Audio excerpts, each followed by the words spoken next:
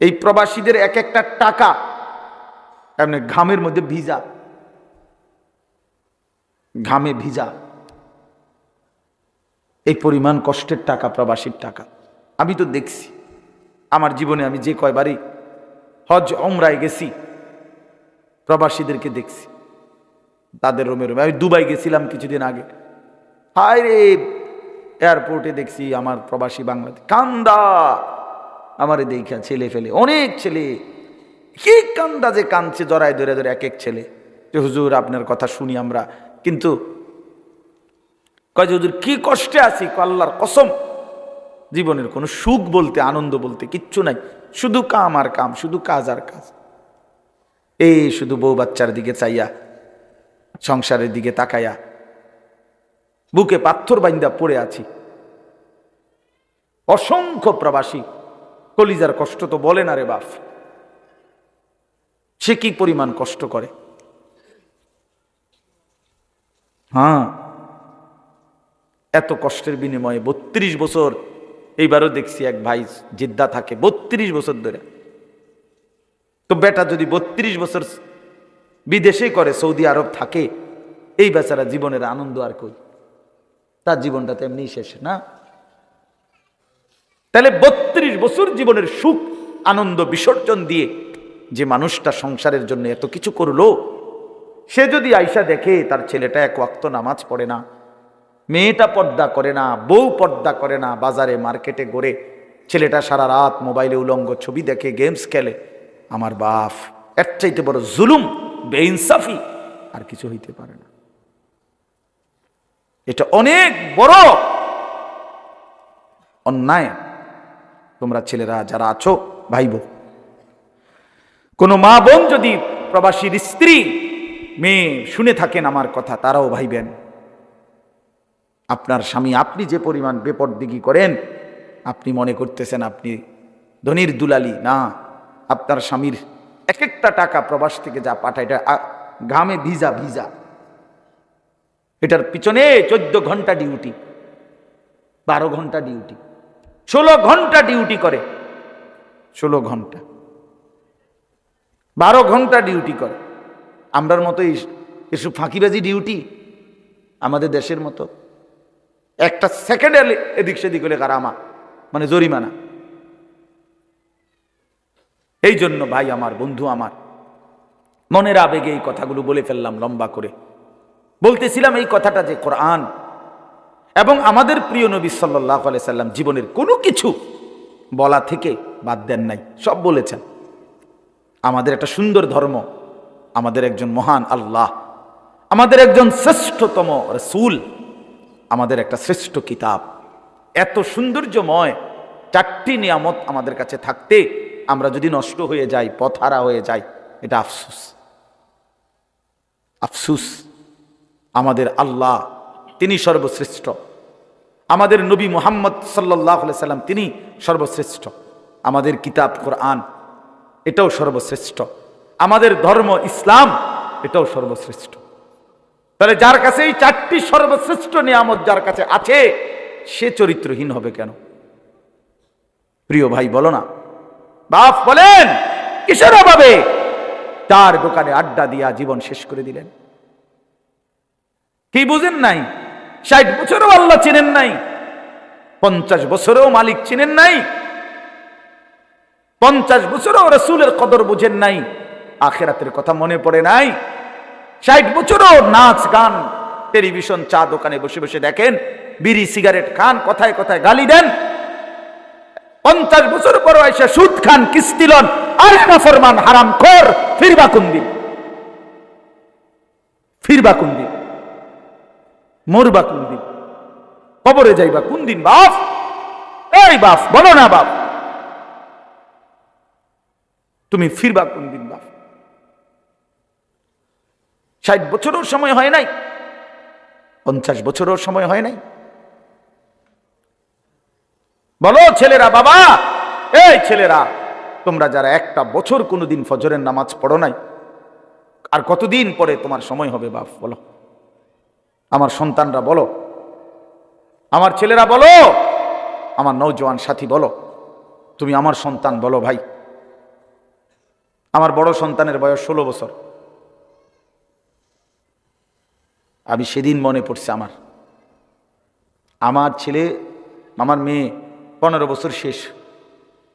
আমারে ওই দিন একজনে বলছে, আর হুজুর আমার এরপরে মনে হয়েছে যে আমার জির আরে কি কয়, আমার ছেলের বয়স বলে 13 শেষ, বড় ছেলের। আমার এটা জানতাম না আমি, মানে আমার কাছে মনে হয়েছে আমি ঈদে ফোলাই নন, অথচ আমার জিফুত বড় হয়ে গেছে। হায় মাওলা, এজন্য বাপ তোমাদের ছেলেদেরকেও বলি, বাপ কেন আল্লাহকে বাদ দিলেন? কেন আল্লাহর নাফরমানি করছো? তোমরা যারা এশার নামাজ পড়ো নাই আজকে, কেন পড়লা না? আমি তো দৌড়াই আইসে, কত ছেলে আমার সাথে এনে মুসাফা করতে চাইছে, আমি কারো চেহারার দিকেও তাকাই নাই এই নামাজের আগ, কারণ আমি তাড়াতাড়ি উজু করে জামাত ধরতে হবে। কারণ আমি যদি হাত বাড়াই মুসাফা করতে, সব হুড়াহুড়ি লাগবে। একজনের দিকেও মাতালগি দিয়েও তাকাইছিল। আমি দেখছি আমার গায়ে হাত দিছে কে কে, মানে মুসাফা করতে বললা হাত বাড়াইছে। এই এখন এশার নামাজের আগ টাইম, কারোর সাথে আমি হাত মিলাইনি। গরম পানি আনছে, ওই জন্য গরম পানিরও সময় নেই, ঠান্ডা পানি দিয়ে উজু করছি, খালাস। তো নামাজ তো মাকসাদ।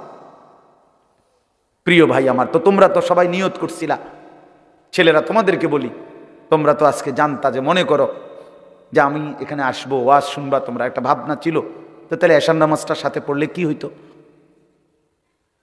বলো ভাইয়া? মাগরিবের নামাজ পড়লে কি হইতো? আর এখন যে আবার গিয়া নামাজ না পড়ে শুইয়া যাইবা, তো তোমার মতো অপদার্থ এই বয়ান শুনে কি লাভ হইল বলো ভাই? কি প্রয়োজন, লাভ কি হলো? উঠলাও না ফরমান, বসলাও না ফরমান, শুইলাও না ফরমান। আরে দুশ্মন, আল্লাহর দুশ্মন বল না, এত বড় দুশ্মন কেমনে হইল? বেনামাজি তো আল্লাহর দুশ্মন, বেনামাজি তো রাসূলের দুশ্মন, বেনামাজি ইসলামের দুশ্মন, বেনামাজি শয়তানের বন্ধু, ইবলিসের বন্ধু। বেনামাজি নিজেই শয়তান, বেনামাজি হেতেই শয়তান। আলগা শয়তান তো আনের দরকার না, ওইতেই শয়তান। যার কপালে সেজদা নাই সেই শয়তান। আল্লাহ কোরআনে বলছে, ইবলিস তুই আমারে সেজদা দিলা না, আজকের থেকে তুমি শয়তান, আজকের থেকে তুমি রাজিম, অভিশপ্ত, আজকের থেকে ওয়া ইন্না আলাইকা লানাতা ইলা ইয়াউমিদ্দিন, আজকের থেকে তুই নাফরমানের উপরে কিয়ামত পর্যন্ত আমি আল্লাহর লানত,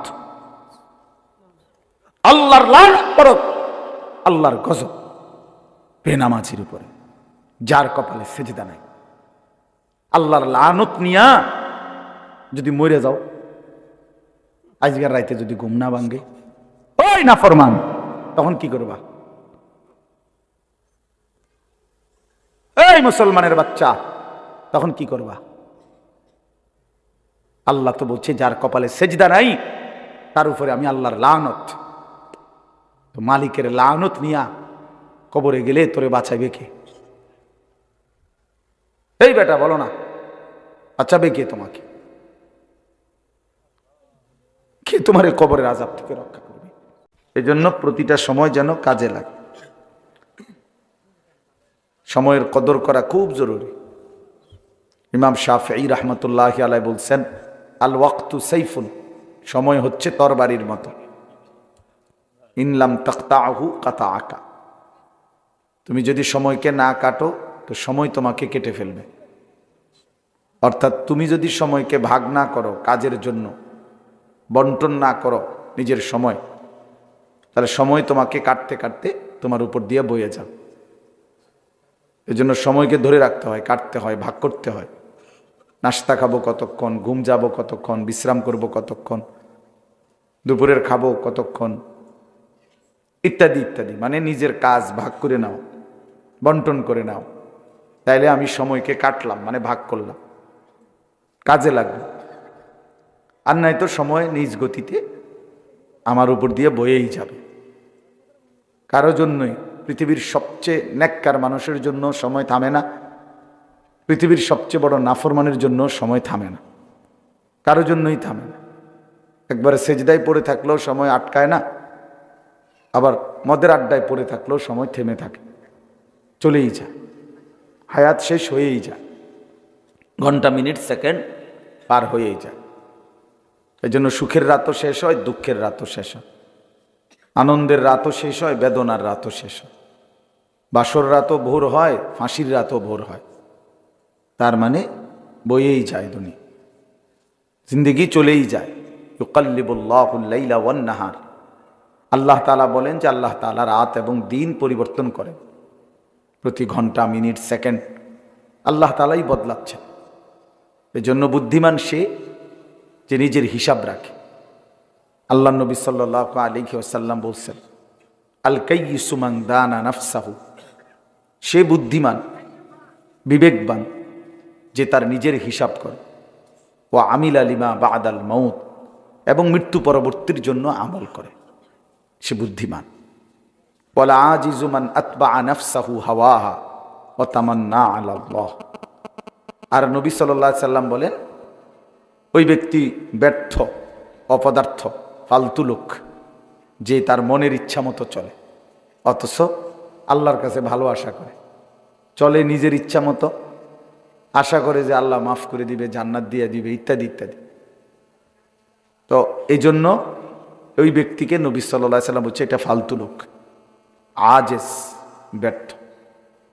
জন্য হিসাব রাখা, নিজের জিন্দেগির কদর করা। এক সাহাবী নবী সাল্লাল্লাহু আলাইহি ওয়াসাল্লামকে জিজ্ঞেস করছে, মান আকিয়াসুন নাস ওয়া আহজামুন নাস, হে নবী সবচেয়ে বুদ্ধিমান কে, সবচেয়ে চালাক বুদ্ধিমান কে? আল্লাহ নবী সাল্লাল্লাহু আলাইহি ওয়াসাল্লাম বলছেন, আকসারুহুম যিকরান লিল মাউত,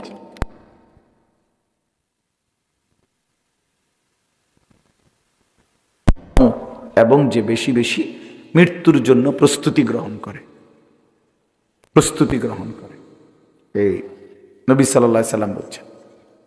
নবী সাল্লাল্লাহু আলাইহি ওয়াসাল্লাম বলছেন, নি'মাতানে মাগবুনুন ফীহিমা কাসীরুম মিনান নাস, মানুষের জীবনে দুইটা নিয়ামত আল্লাহর পক্ষ থেকে দেওয়া এমন আছে যে সম্পর্কে অধিকাংশ মানুষ ধোঁকা খায়, যে এটা অনেক দিন ধরে আছে, এটা মনে করে এটার শেষ হবে না, এটা ভাবে, আসলে সে ধোঁকা খায়।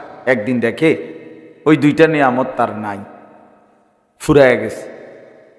সেই দুইটা নিয়ামত কি? আসিহাতু ওয়াল ফারাগ। এক নাম্বার হলো সুস্থতা।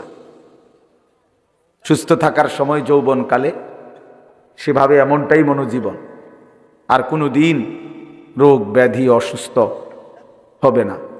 কিন্তু একদিন দেখে সত্যি সত্যি দুর্বল হয়ে গেছে, অসুস্থ হয়ে গেছে, নানাবিধ রোগ তারে আক্রমণ করছে, দুর্বল করে ফেলছে, কিন্তু সে কখনোই সুস্থ থাকতে এটা ভাবে নাই। ওয়াল ফারাগ, দুই নাম্বার হলো অবসর। সুযোগ আছে, এখন অবসর, হাতে উল্লেখযোগ্য কাজ নাই, সে মনে করে এভাবেই এই রং তামাশা ফুর্তি হাসি আনন্দ বিনোদন এমনি এমনিই চলে যাবে। একদিন দেখবে যে এমন ব্যস্ততা, সংসারের এমন ঝামেলা, জিন্দিগির এমন অস্থিরতার মধ্যে পড়ে গেছে যে একটু বিশ্রামের জন্য আফসোস করবে যে হায়, এখন তো একটু সময়ও নাই আমার, একটু অবসরও নাই। তাহলে এই দুই জিনিস থাকাকালীন নবী সাল্লাল্লাহু আলাইহি ওয়াসাল্লাম বলছে মানুষ কদর করে না, প্রতারিত হয়। এই বাবা কথা বলুন, প্রতারিত হয়, ধোঁকা খায়। এই জন্য বাপ সবাই এটা কদর করা উচিত। তোমরা যারা দাঁড়ায় আছো, বসার কিন্তু সুযোগ আছে, ইচ্ছে করলে বসাই যায়। শুধু শুধু দাঁড়ায় থাকার মধ্যে কি ফায়দা ভাইয়া? সবাই চাপায় বসেন, একটু কষ্ট করে আগায় বসেন, আর একটু জায়গা হবে। মাঝখানের বাইরে আপনার একটু আগায় আসেন, আগায় আসেন ভাই, সবাই জায়গা করে দেন আরেকজনকে। আসেন, কথাটা শুনেন, সবাই নড়ে চড়ে বসেন, তাইলে তো ভালো হবে। সবাই সবাই একটু নড়ে চড়ে বসেন, একটু জায়গা করে দেন। ঠান্ডার মধ্যে তো একটু চাপায় বসলে কষ্ট হবে না। মেহেরবানি করে সবাই বসার চেষ্টা করেন, বসলে ভালো। বসলে আল্লাহর কথা বরকত হয় এবং বসার দ্বারা আল্লাহ তাআলার রহমত বর্ষিত হয়। আল্লাহ তাআলা হাদিসে কুদসিতে আছে, প্রিয় বান্দাদের সাথে যারা বসে আল্লাহ ওয়াদা দিছে আমি সকলকেই মাফ করে দেব, কাউকে বঞ্চিত করি না। হুমুল কওমু লা ইয়াশকা বিহিম জালিসুহুম, আল্লাহ বলেন আমার নেক বান্দাদের মজলিস এমন যেখানে বসা কাউকেই আমি আল্লাহ বঞ্চিত করি না। এজন্য বসতে হয়। মজলিস বলে যেখানে বসে, হালাকা বলে হালকা, মানে যেখানে গোল হয়ে একত্রে বসে। ওই যে হালকায় জিকির বলে, এ হালকা মানে একত্রে বসা।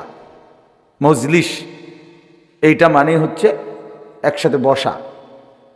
এই জন্য দাঁড়ায় থাকা আসলেই কোরআন সুন্নাহর দৃষ্টিতে কোনোভাবেই উচিত না। আল্লাহর কথা শুনবার বসে শোনা। নবী সাল্লাল্লাহু আলাইহি ওয়াসাল্লামের হাদিসে আছে, নবীজি সাল্লাল্লাহু আলাইহি সাল্লাম তিনি দেখছেন কয়েকজন সাহাবী এরকম নবীজির কথার সামনে পিছনে দাঁড়ায় আছে। একেবারে স্পষ্ট হাদিসে আছে, নবীজি বলছে ইজলিসু, তোমরা বসে পড়ো। তো ওনারা সাথে সাথে বসছে। হাদিসের মধ্যে আছে এক সাহাবী আব্দুল্লাহ ইবনে মাসউদ রাদিয়াল্লাহু তাআলা আনহু বসে গেছে, আর এক কদমও সামনে পা বাড়ায়। নবী বলছে বসো, খালাস, বসে গেছে, কোনো কথা নেই। এটা যুক্তিও করে নাই, যে ব্যাখ্যাও করে নাই যে আসলে মনো আমারে কয় নাই, না, রাসূলুল্লাহ সাল্লাল্লাহু আলাইহি ওয়াসাল্লাম বলছে বসে পড়ো, সাথে সাথে বসে পড়ছে। এজন্য আল্লাহর কথা বসে শুনতে হয়, বসেই শুনতে হয়, এটাই আদব। হযরত জিবরাইল আলাইহিস সালাম হাদিসের মধ্যে আছে যখন নবী সাল্লাল্লাহু আলাইহি সাল্লামের কাছে মানুষের আকৃতিতে আসতেন, জিবরাইল কখনো কখনো মানুষের আকৃতিতে নবীজির কাছে আসতেন। একটা ছোট বালিশ আনাইন তো, এটা আমার কাছে এটা একটু উঁচা মনে হয়, নামানো যাবে না, এটা একটু নামায় দেন তো, একটু উঁচা উঁচা মনে হয়।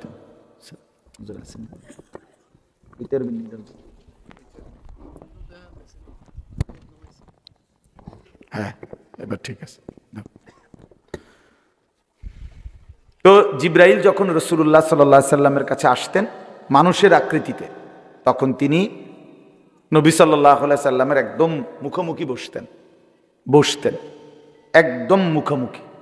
ফাসনাদা রুকবাতাইহি ইলা রুকবাতাইহি, একেবারে জিবরাইলের দুই হাঁটু নবীজির দুই হাঁটু বরাবর মুখোমুখি, এতটা মুখোমুখি মনোযোগ দিয়া বসতেন। তাহলে যদি দুই হাঁটু মুখোমুখি বরাবর হয় তাহলে বুক এটাও বরাবর, চেহারা এটাও বরাবর। এত মনোযোগী হয়ে তিনি আল্লাহ রাসূল সাল্লাল্লাহু আলাইহি ওয়াসাল্লামের কাছে কথা বলতেন।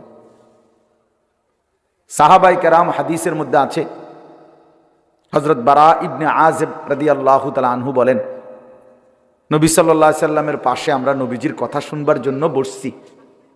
এইভাবে আমরা নীরবে বসতাম, চুপ থাকতাম, এতটা মনোযোগ দিতাম যে কাআন্না আলা রুউসিনা তাইর, যেন আমাদের মাথার উপরে কাঁধের উপরে আয়সা পাখি বসত। এত মনোযোগী, অর্থাৎ একদম নড়াচড়া করতেন না, একদম না, এত মনোযোগী হইতেন সাহাবায়ে কেরাম।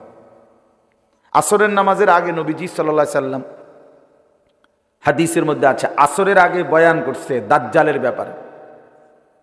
তো নবীজি আসরের নামাজ পড়ে মসজিদ থেকে বের হয়ে গেছে। মাগরিবের আগে আবার নবীজি মসজিদে আয়েশা ঢুকছে, আয়েশা দেখে সাহাবায়ে কেরাম ওই আসরের আগে যে যেখানে যেমনে বসা ছিল অমনি বসে রয়েছে। আল্লাহর নবী সাল্লাল্লাহু আলাইহি ওয়াসাল্লাম জিজ্ঞেস করলেন, তোমরা বের হও নাই? সবাই যে যার যার জায়গায় যেমনে বসে আছো চুপ হইয়া, ব্যাপার কি? বলছে, ইয়া রাসূলুল্লাহ, দাজ্জালের কথা বলাতে এতটা ভয় লাগতেছে যে যদি বের হয়ে যাই মসজিদ থেকে তো ঈমান যদি চলে যায়, দাজ্জালের খপ্পরে যদি পড়ে যাই, এজন্য ভয়ে উঠবার কথাই মনে নেই, জায়গা নাড়বার কথাই মনে নেই। কি বিষয়টা ছিল বলেন? মানে কি মনোযোগী ছিল। আসর থেকে মাগরিব আপনার লম্বা সময়, মিসলা আউয়াল ধরলে আপনার প্রায় 2.5 ঘন্টা, 3.25 ঘন্টা টাইম। তো এই হিসাবে এই লম্বা সময় ওনারা এমনি বসেছিলেন। তাহলে আমার বলার উদ্দেশ্য হলো কি, মনোযোগী হইতে হয় আল্লাহর কথা শুনতে।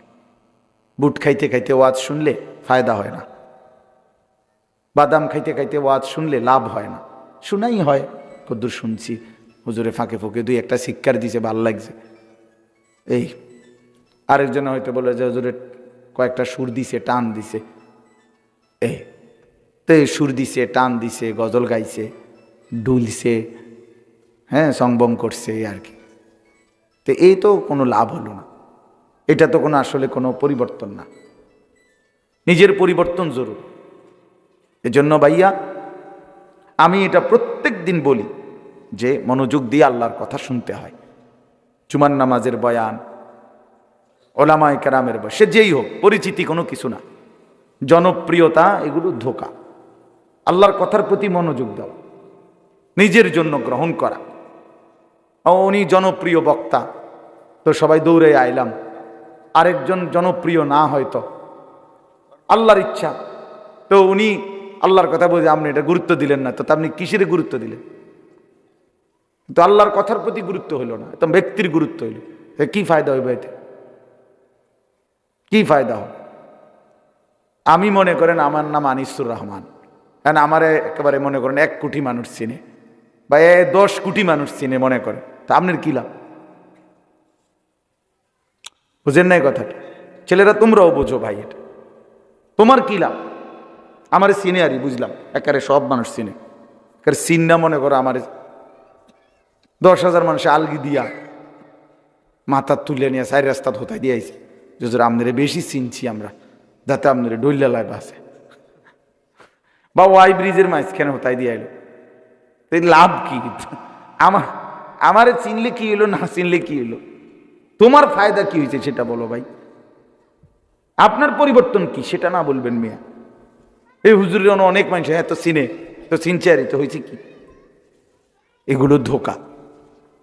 জনপ্রিয়তা এটা কোনো বিষয় না, মূল বিষয় হলো আমি আল্লাহর কথা শুনতেছি কিনা, আমার নিজের জন্য কিছু গ্রহণ করতেছি কিনা, আমার কোনো ফায়দা হচ্ছে কিনা। ডাক্তার তো খুব বড়, আমার তো কোনো উপকার হইতেছে না, কথা বোঝো না ভাই?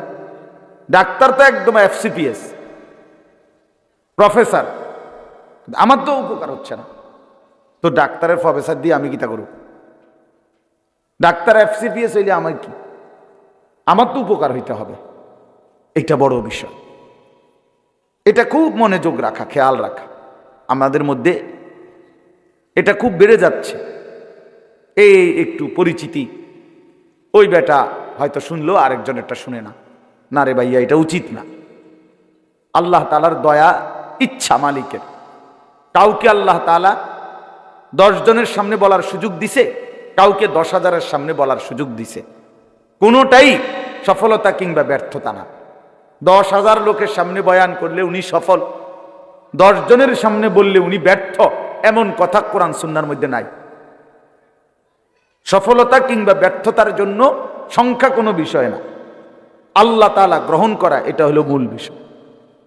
এমন বহু প্রিয় বান্দা আছে আল্লাহর, হাসরের ময়দানে তারা দেখবে সবাই, যাদেরকে গোটা পৃথিবী চিনত না, অথচ তারা আল্লাহর নেক বান্দা, তারা আরশে আজিমের ছায়ায় আল্লাহর মেহমান হয়ে আছে, আর বেশি চিন্নাওয়ালায় দৌড়ের উপরে আছে। এই জন্য এটা কোনো কথা না। এই জন্য আমি অনুরোধ করলাম, মাশাআল্লাহ সবাই আমরা মনোযোগ দিয়ে এখন বসছি, তাহলে ওলামায়ে কেরাম ধারাবাহিক নসিহত করবে, উঠাউঠি না করে বুট বাদাম এই সমস্ত বাজে বিষয় চিন্তা না। একটা সময় আলহামদুলিল্লাহ এখন বাজতেছে 8টা বা 8টা 5-6 বাজে, তো আমরা ধরে নেই একটা মাহফিল 10টা 11টা যেতটুকু হয়, তো ধারাবাহিক কিছু কথা শুনলে ইনশাআল্লাহ বরকত হবে ভাই। মসজিদের ইমাম সাহেবের কথার মধ্যেও নূর আছে, আসরের পরে যিনি আল্লাহর কথা বলে তার কথার মধ্যেও বরকত আছে। জিন্দেগির জন্য গ্রহণ করলে এই জন্য আমরা প্রত্যেকেই নিয়ত করি, ওলামায়ে কেরামের সবগুলো নসিহত সবসময় মনোযোগ দিয়ে শুনবার চেষ্টা করব ইনশাআল্লাহ। সকলে বলি ইনশাআল্লাহ। আল্লাহ তাআলা আমাদেরকে তৌফিক দান করেন। আমি যে কোরআনুল কারীমের 30 নম্বর পারা কোরআনুল কারীমের সূরা মুতাফফিফিন, এই সূরাটার নাম তাতফিফ অথবা মুতাফফিফিন, 83 নম্বর সূরা, কোরআনুল কারীমের 83 নম্বর সূরা। এই সূরাটা আমি আপনাদের সামনে, সূরাটার মধ্যে মোট হলো 36 আয়াত, ছোট সূরা। এই সূরার 14টি আয়াত ধারাবাহিক আমি পড়ছি, শেষ 14টি আয়াত 22 নম্বর আয়াত থেকে 36 নম্বর আয়াত পর্যন্ত এই মোট 14টি আয়াত আপনাদের সামনে আমি পড়ছি। অল্প একটু সময়ের মধ্যে ইনশাআল্লাহ এই সূরার এই আয়াতগুলোর তরজমা অল্প একটু কথা আমরা পেশ করতে চাই। আল্লাহ তাআলা আমাদেরকে তৌফিক দান করেন। সূরাটার নাম হলো তাতফিফ অথবা মুতাফফিফিন। আপনারা এদিক সেদিক তাকায়েন, ওরা যেটা ইচ্ছে এটা করুন, আপনারা আমাকে দিকে তাকান। একটা লাড়া দিলেই যদি সবাই তাকান তো হইব কেমন? ভাই মনোযোগ দেন, এদিকে মনোযোগ। ওনারা জায়গার আরো ব্যবস্থা করতেছে, হোক, ব্যবস্থা হইতে থাকুক। তাইলে তাতফিফ মুতাফফিফিন অর্থ হইল ওজনে কম দেওয়া, চুরি করা, মূলত ওজনে চুরি করা। আরো সহজ কথা হলো প্রাপককে তার প্রাপ্য কম দেওয়া। উনি যেতটুকুর প্রাপ্য ছিল আমি তারে কম দিলাম। বেচারা দাম দিছে 1 কেজির, আমি 100 গ্রাম কম দিলাম, আমি 50 গ্রাম কম দিলাম। এই যেই কোনো ক্ষেত্রে আল্লাহর হক, বান্দার হক, উভয় ক্ষেত্রে কেউ যদি প্রাপ্য থেকে কম দেয় তো এটা জুলুম, এটা অন্যায়, এটা জুলুম। আর আল্লাহ তাআলা বলছে এই ব্যক্তিকে, যে এমন ব্যক্তিদের জন্য জাহান্নাম। ওয়াইলুল লিল মুতাফফিফিন আল্লাযীনা ইযা ইক্তালু আলান নাসি ইয়াস্তাওফুন ওয়া ইযা কালুহুম আও ওয়াজানুহুম ইউখসিরুন। আল্লাহ তাআলা বলেন ওই কম প্রদানকারী, প্রাপ্য থেকে কম দেয় তাদের জন্য জাহান্নাম। তারা যখন নেয় পুরাপুরি নেয়, তারা যখন দেয় কমায় দেয়, কমায় দেয়। আল্লাহ তাআলা বলছেন এই মানুষগুলোর জন্য জাহান্নাম, জাহান্নাম, ওয়াইল, দুর্ভোগ, লাঞ্ছনা। এজন্য এটা খুব জরুরি বিষয়। ইসলাম শুধু কেবল নামাজ রোজার নাম নয়, ইসলাম একটি জীবনের সকল ক্ষেত্রে ব্যাপ্ত, বেষ্টন করে রাখা একটি জীবন বিধান। জিন্দেগির সমস্ত কিছু, হাসি কান্না, আনন্দ বেদনা, ঘর সংসার, আচার ব্যবহার, আচরণ উচ্চারণ, লেনদেন, পারস্পরিক আচরণ, যেই কোনো আচার অনুষ্ঠান, জীবনের প্রতিটা ক্ষেত্রে ইসলাম তার সুস্পষ্ট দিক নির্দেশনা দিয়েছে। কোনো কিছুই, ইসলামের রাতও পরিষ্কার, দিনও পরিষ্কার। নবী সাল্লাল্লাহু আলাইহি ওয়াসাল্লাম 23 বছরে একদম 100 আগামীর কিয়ামত পর্যন্ত মানবতার যেই কোনো সমস্যার সমাধান, গোটা পৃথিবীর ইনসানের সবকিছু তিনি বলে গেছেন।